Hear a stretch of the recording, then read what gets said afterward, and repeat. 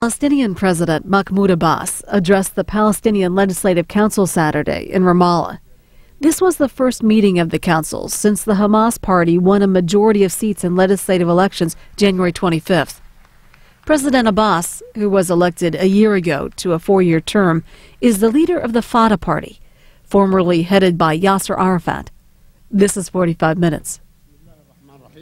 In the name of God, the gracious and merciful, they should always consult each other.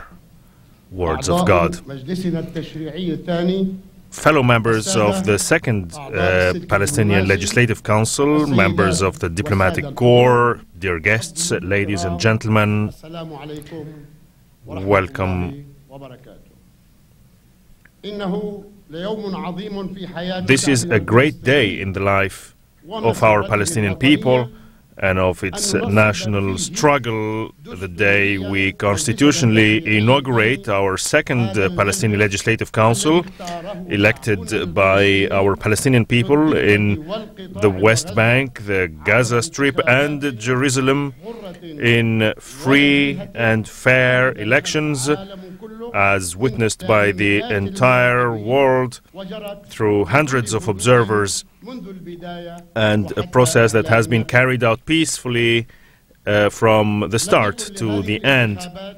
These elections would not have been possible if any political faction or party have been excluded, or if our compatriots in East Jerusalem have not been allowed to participate.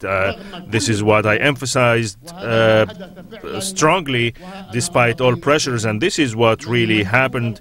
And now I see amongst you those people who represent Jerusalem and represent all Palestinian political factions. I congratulate all of you. I congratulate all of you for the trust that the voters put in you, and I wish you all the success in carrying out your huge responsibilities.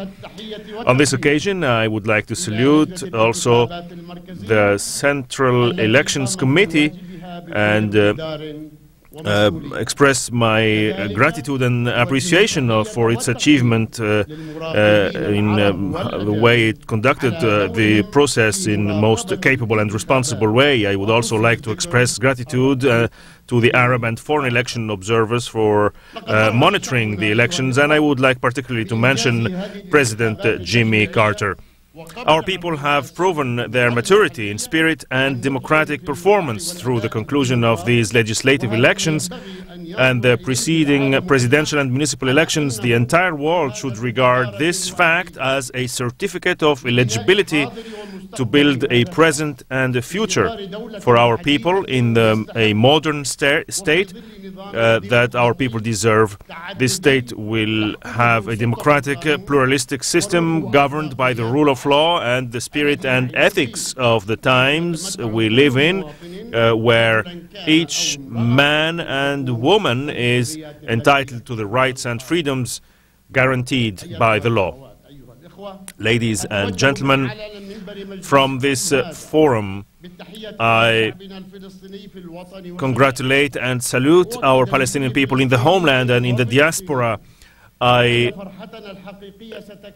tell each Palestinian that our real joy will only be complete when we achieve our freedom, when we establish our independent state with Jerusalem as its capital, when we free our prisoners, and when the question of the refugee is solved in a just and agreed manner based on Resolution 194.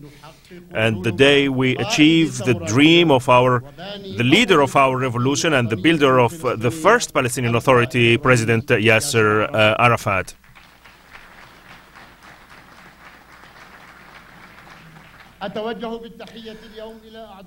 I also salute the members of your council who are sitting behind bars in Israel alongside thousands of our heroes, and I tell them all that we will not spare any effort until they are all freed and until I see each member of them, each one of them taking his place in this council, and each prisoner obtaining their rightful place in society. Ladies and gentlemen, the results of these elections have led to the creation of a new political reality in which Hamas won the majority in the Palestinian Legislative Council. Therefore, it will be called to form the new government, and I expect the person forming the government to be designated and that the usual consultations regarding this to start immediately.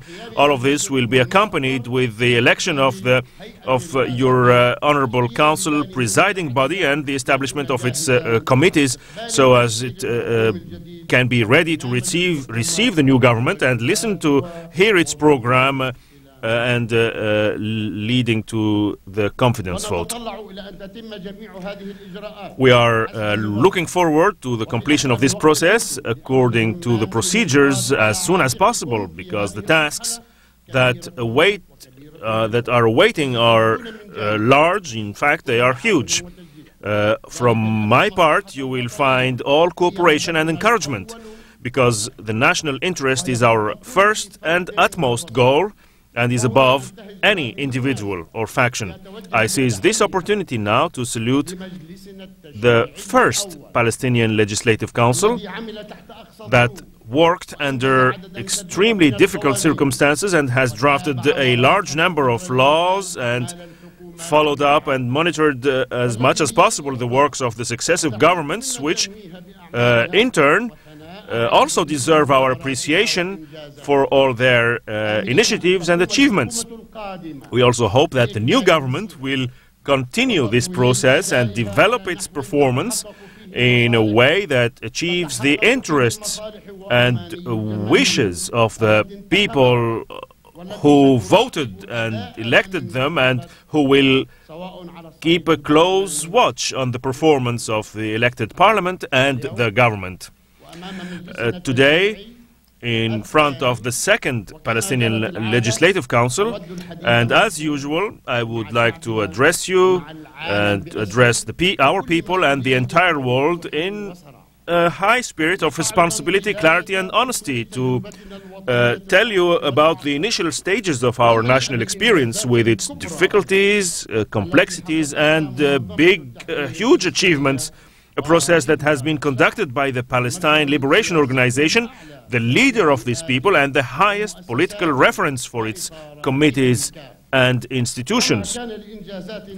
These achievements would not have been possible without the insistence of the PLO on national unity and its adoption of the most effective forms of struggle based on policies that carefully examined and studies governed by the higher national interest for the Palestinian people and in accordance with international resolutions.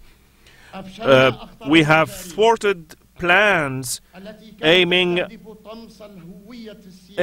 to eliminate the political identity of the Palestinian people and its national rights. The PLO was able to carry our cause to the far reaches of the world, to all its peoples, until the doors of the United Nations opened to us.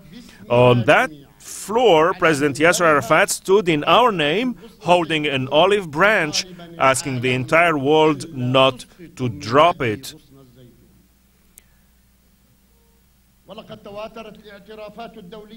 After that, international and regional recognition of our people, of the PLO and our rights followed, and it constituted a political reserve from which we still draw strength and effective international presence. At the same time, we launched political initiatives with our brothers, Arab and Muslim brothers, expressed through balanced decisions issued in Arab and Islamic summits. These decisions have placed the national rights of the Palestinian people at the core of both the Muslim and Arab worlds, and in a manner that addresses the entire world with the language of the times. This has also provided us with critical political and moral support at all stages of our national struggle and political movement. The PLO has led this important historic era despite the presence of its leader, institutions and frameworks and institutions in exile. It has confronted many hardships, many difficult battles to maintain its presence, to maintain its mission and the right of the Palestinian people. The PLO and the Palestinian Revolution could not have survived or overcome the attempts of elimination without, in addition to its obstinate military struggle, courageous political initiatives that added momentum to the Palestinian cause and received large support both internationally and regionally, which has led to the recognition of the PLO as the sole representative of the Palestinian people and the capable and legal spokesperson of the Palestinian national rights. And from this platform, which is part of the Palestinian National Council, I emphasize the necessity of completing the dialogue among all factions and parties to activate our organization, to renew its structures and frameworks and improve its performance at all levels. We have already started this dialogue and it is time to reach the results that we all seek. In this context, I would like to remind you of another important milestone in our heroic national struggle, and that's our courageous historic initiative in the 1988 session of the Palestinian National Council in Algiers. That initiative that entailed the declaration of the establishment of the State of Palestine in exile and the declaration of independence that accompanied our recognition of resolutions 242 and 338, which laid the foundation of our future state and defined its contours and content and upgraded the level of international recognition, which all coincided with the outbreak of the first popular uprising, the Intifada, in the year 1987, which decisively contributed to the adoption of our initiative, and the world started to deal with our people, with our cause, and with our leadership as a state to another state, which gave the Palestinian peace offensive. That's the way we called it at the time, the Palestinian peace offensive, a political depth that went beyond a unilateral declaration to become an international commitment for all of those that recognized it and established full relations with the state of Palestine. This political struggle also bore fruit when there was an important imbalance in the international arena, as after the fall of the Soviet Union and the outbreak of the Second Gulf War, these events necessitated a rethinking and revamping and reformulation of new equations for stability in our region. Had Palestine not been present as a recognized state and as a PLO that embodied a strong representative political body, the world would have bypassed us. No one would have ever thought of us in the framework of any international or regional arrangements. Seizing that opportunity of this presence, the political process was started, and the opportunity of the presence, a political process was started, and the American-Palestinian dialogue, which was a taboo for many decades, was launched. The peace process was started in Madrid, and we all know about its chapters and developments. At the same time, there were secret channels working with, which led to the Oslo Accords. And I was one of them, and the mutual recognition between the PLO and Israel. There were plenty of rumors regarding the Oslo Accords, all of which aim at putting them in question. Most important of those rumors were that the Oslo Accords were signed behind the back of the Palestinian people. since the negotiations were managed in secrecy. And here I would like to repeat what I said on many occasions, that political action in secrecy is quite familiar in most negotiations carried out between two conflicting parties. As to the results of the negotiations or the agreements, they were definitely public, and they take their legitimacy the moment they are presented to representative political institutions for approval. And this is exactly what happened when we submitted the accords to the legislative and executive institutions of the PLO to be discussed, to be voted, and to be endorsed. Since then, we have accepted and respected the right of any individual, group, or political faction to voice objection on the Oslo Accords. But we have not, and we will not accept, any questioning of the Accords' legitimacy, because from the moment we endorsed it, it became a political reality to which we remain committed. If I speak objectively,